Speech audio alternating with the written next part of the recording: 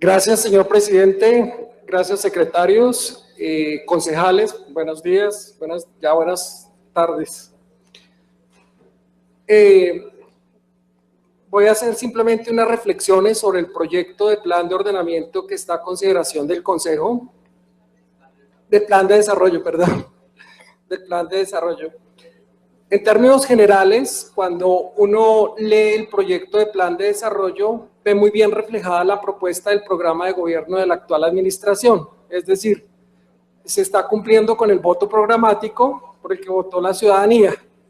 Se está viendo reflejado todos los proyectos en materia de espacio público, en materia de vivienda, y las metas son bastante importantes. Yo creo que en relación con el plan de desarrollo voy a hacer simplemente algunos apuntes que podrían llegar a mejorar, digamos, la propuesta o a facilitar el cumplimiento de los objetivos. El primero es plan de desarrollo versus plan de ordenamiento territorial. ¿Qué pasa? Cuando se expide la ley 388 del 97, lo que se quería era buscar la planeación de largo plazo, es decir, por eso los planes de ordenamiento territorial tenían una vigencia de como mínimo 3 periodos constitucionales de las administraciones, para que en el plan de ordenamiento se definiera qué es lo que hay que hacer y en el plan de desarrollo se definieran los recursos con los que se ejecuta el plan de ordenamiento territorial. En ese sentido, cuando uno mira las propuestas que hoy en día tiene el plan de desarrollo, por ejemplo, tiene una meta bastante importante en el tema de vivienda, tiene 80.000 unidades de vivienda que se piensan desarrollar, y obviamente el plan de desarrollo también es una meta que está en el actual plan de desarrollo, hacer el próximo plan de ordenamiento territorial. Es decir, parte de este plan de desarrollo se va a tener que ejecutar con el actual plan de ordenamiento territorial. En esa medida, yo creo que se debería buscar un tema de una meta también, de poder simplificar todo ese tema de reglamentación del actual plan de ordenamiento territorial para poder habilitar suelo y poder habilitar ese suelo que se requiere para poder desarrollar todo este tema importante de viviendas. Y al mismo tiempo poder ir articulando esa reglamentación del plan de ordenamiento con el régimen nacional. Unos ejemplos. Todo el trámite de planes parciales, obviamente, si se articula con la ley del Plan Nacional de Desarrollo, probablemente va a facilitarse porque predios superiores a 10 hectáreas que tengan un único propietario, que cuenten con disponibilidad, van a salir directamente a licencia de urbanización sin que tenga que seguir tramitándose el tema de plan parcial, y así también se empezaría a descongestionar la Secretaría de Planeación. Uno mira que, por ejemplo, en el plan de desarrollo, en la meta de igualdad y calidad de vida, hay la construcción de equipamientos importantes en colegios, en equipamientos de salud, pero todo equipamiento metropolitano de entrada tiene que hacer o plan de regularización o plan de implantación, y obviamente esto toma un tiempo para la ejecución del plan de desarrollo.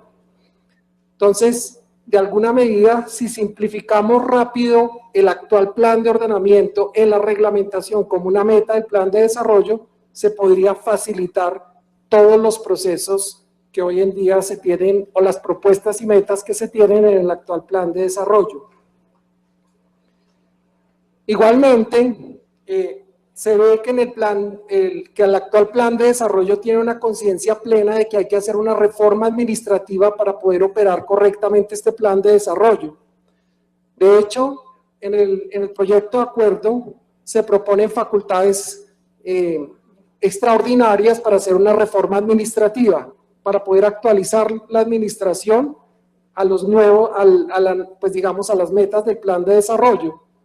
Pero creo que debería complementarse no solo con reforma administrativa, sino con reforma en procesos de simplificación de trámites, para que las dos reformas faciliten toda la tarea que está desarrollando la administración.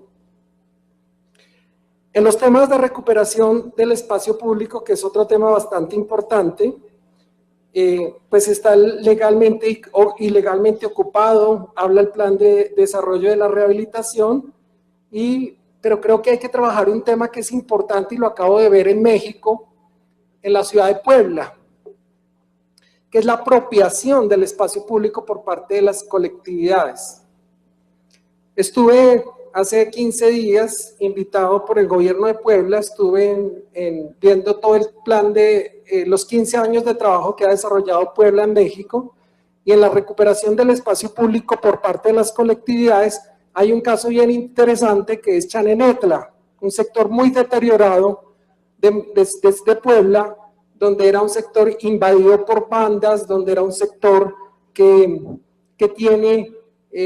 tenía bajos, digamos, la población socioeconómica es de bajos ingresos, y la recuperación del espacio público se hizo a través de proyectos de sensibilización ciudadana y de arte público. De arte público, ¿cómo lo hace la administración?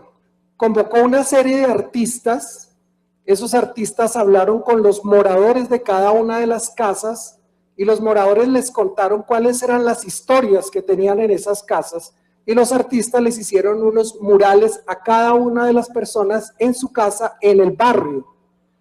Esto generó una apropiación colectiva inigualable, hay que verlo, de cómo la colectividad se apropió del barrio, cómo las mismas bandas se fueron apropiando del barrio, se fueron saliendo, y luego vino un trabajo importante de un plan maestro de iluminación pública. La iluminación pública es uno de los elementos fundamentales para poder, digamos, generar la apropiación del espacio público, y en Puebla se trabajó en el plan maestro de iluminación, que hoy no solamente tiene Puebla, sino la ciudad de Guanajuato, y también está construyendo Ciudad de México. Yo creo que si todo este tema de espacio público que tiene el plan de desarrollo se trabaja con un tema muy fuerte de apropiación colectiva, esto va a durar en el tiempo. Yo creo que aquí tenemos la imagen, o tenemos el ejemplo del alcalde Mockus cuando nos enseñó a ponernos el cinturón de seguridad y a respetar la cebra. Dos cosas sencillas que mejoró la seguridad vial y mejora bastante la movilidad y la seguridad peatonal. Hay otro tema que es bastante importante que uno mira en el plan de desarrollo, y es cómo subir los estándares de espacio público. Hoy, como el secretario lo presenta, Bogotá tiene 3.5 metros cuadrados de espacio público por habitante. Estamos lejos de la meta que tenía el mismo plan de ordenamiento en el año 2000, que eran 10 metros cuadrados, lejos de la meta del documento Visión Colombia 2019, que eran 10 metros cuadrados, y lejos de la reglamentación nacional, que son 15 metros cuadrados de espacio público por habitante. Yo creo que aquí, en esa meta del plan de desarrollo, también va a ser muy importante la articulación con plan de ordenamiento. ¿Por qué? Porque el espacio público o se produce o por sesiones urbanísticas de procesos de urbanización, o por sesiones o por inversión pública que se haga en obras públicas. Uno mira casos exitosos de mejoramiento del índice de espacio público como el que tiene Medellín, donde en Medellín se sube la meta de espacio público a través de las obligaciones urbanísticas.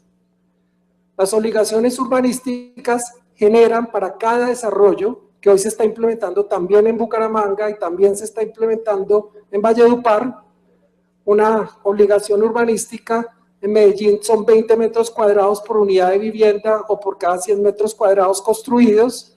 En Bucaramanga son 6 metros y en Bucaramanga son 12 metros. Y se aplican en los sectores, se compensan en los proyectos prioritarios definidos en el plan de desarrollo, o se pagan a los fondos compensatorios de espacio público. Estas compensaciones creo que tienen una relevancia importante también en el tema de buscar los ingresos con que se va a financiar el plan de desarrollo.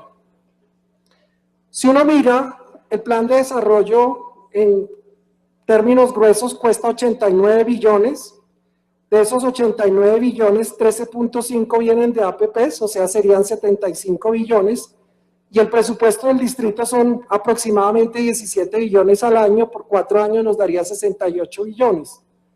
Es decir, hay 7 billones que hay que empezar a buscar de dónde se van a generar, y esos 7 billones, pues obviamente ahí hay unas estrategias que vienen de la venta de los activos, pero si uno mira dentro del mismo diagnóstico que hace el plan de desarrollo, por ejemplo, recogió plusvalía entre el año 2011 y el 2014, 17.000 millones de pesos. Si ustedes lo dividen en 4 años, quiere decir que recoge 4.500 millones de pesos anuales en plusvalía. Y la plusvalía, obviamente, pues es un tributo incierto porque depende de que se haga actos de transferencia de dominio. Hoy, con las obligaciones urbanísticas, Medellín recoge el 3% del total de los ingresos propios del municipio. Si nosotros asumiéramos que Bogotá son 17 billones, quiere decir que Bogotá, si tuviera un ritmo de construcción similar al de Medellín, recogería 530.000 millones anuales. Por 4 años hablaríamos de 2 billones. Entonces, creo que estaríamos trabajaríamos en un instrumento mucho más potente, con menos desgaste, que sería el de la plusvalía, porque el de la plusvalía tiene un problema muy complejo. Sugeriríamos que fuera un proceso que se hiciera directamente y automáticamente con un sistema de autodeclaración en los trámites de licencias, y que todo el mundo aporte, no solamente el sector desarrollador, sino todos los estratos. En Bucaramanga y en Valledupar, hoy se cobran a partir de 5 unidades de vivienda a partir de estrato 2. ¿Por qué? Porque todos producen. Se vuelve más equitativo el desarrollo y más garantizada la financiación del desarrollo, y digamos, ayuda a buscar las metas y a consolidar las metas del plan de desarrollo. Creo que un tema importante que señala el plan de desarrollo es el tema de la construcción de la ciudad informal. Esa construcción de la ciudad informal es una meta del plan de desarrollo, pero la formalidad obedece como a 2 puntos importantes. Yo tuve oportunidad de trabajar con el Banco Mundial cuando dirigimos todo el proceso de simplificación de trámites para Colombia, y miramos cómo funcionaba en 187 economías en el mundo. El control urbano parte de 2 temas. Uno, de simplificar los procesos para que la gente pueda hacerlos más flexibles y más acercar la norma urbanística a cualquier persona que quiera hacer un trámite de modificación, de reforma. En las economías más desarrolladas prácticamente se hace a través de Internet, donde usted presenta una autodeclaración y esa autodeclaración es la licencia, y en los proyectos más importantes no hay licencia ni hay normas, sino hay un tema que lo aprueban las comisiones de urbanismo. Hay que buscar como un mecanismo mucho más fácil, más sencillo para poder desarrollarlo, el control urbano, y es, no sé si generando una tasa que de una vez se cobre el plan de seguimiento y monitoreo a las licencias que se expiden, como funciona, por ejemplo, en Holanda. Usted, cuando les piden una licencia, de una vez en la licencia le señalan que usted tiene en la construcción 4 o 5 visitas al año, y en esas 5 visitas le cobran el valor de los funcionarios que lo van a visitar y hacen la programación de visitas, y no se vuelve un tema simplemente al final de recibir una obra. El otro tema es, pues, obviamente fortalecer la localidad, que por el Estatuto Orgánico de Bogotá es la que tiene la función de control urbano, pero la localidad, si no se fortalece con capacidad técnica y con recursos, no tiene posibilidad de mejoramiento. En ese orden de ideas, nosotros creemos que se deben buscar o colaborar con los organismos asesores del gobierno nacional para que puedan dar el soporte técnico, porque muchos de los procesos que están en curaduría no llegan a ningún, en las alcaldías locales no llegan a final, o simplemente se les aplica la caducidad porque en los 3 años no se logra la sanción oportuna. Finalmente, voy a hacer algunas observaciones muy puntuales y pequeñas al proyecto de acuerdo que está radicado en el Consejo. Viene una declaratoria de desarrollo prioritario para los predios, digamos, de engorde. ahí la vemos, y en el parágrafo del proyecto se señala que, que si se le declara la declaratoria de desarrollo prioritario, lo deben desarrollar con usos de vivienda. No, esto no, hay que corregirlo, porque no pueden ser usos de vivienda, porque por ejemplo si la declaratoria de desarrollo prioritario se da en una zona industrial, en las zonas industriales no pueden desarrollar vivienda. Entonces tienen que hacerlo con el uso que les permita la norma urbanística. Segundo, en el tema de la desafectación de bienes de uso público, que está en el artículo 85, que se le está pidiendo unas facultades extraordinarias al Consejo para que la administración lo pueda hacer, que es muy necesario, sobre todo con el proyecto que están planteando de renovación urbana, porque hay que hacer el canje de espacio público. Esas facultades tienen que limitarlas en el tiempo porque son facultades pro tempore. Si no se limitan el tiempo, las facultades se caen, porque son facultades pro tempore. En el artículo 106 se habla de las facultades de la administración para que defina todo el tema de vivienda de interés prioritario, que hoy con el plan de desarrollo actualmente vigente está en el 30% del área construida. Yo lo que creo es que ese tema del área construida es totalmente ilegal. Cuando se derogue el actual plan de desarrollo, simplemente queda derogado el artículo 106 y se tendría que coger la norma nacional, que es la ley 1537, que habla del 20% del área útil de cada proyecto urbanístico. Entonces, creo que el plan de desarrollo está bien planteado, creemos que se puede mejorar, que es ambicioso para poder desarrollarlo, requiere un poquito más de trabajo en los instrumentos de gestión y financiación, y bueno, esa es la intervención. Gracias. Muchísimas gracias, doctora Costa. Señor secretario, registremos concejales que hayan ingresado.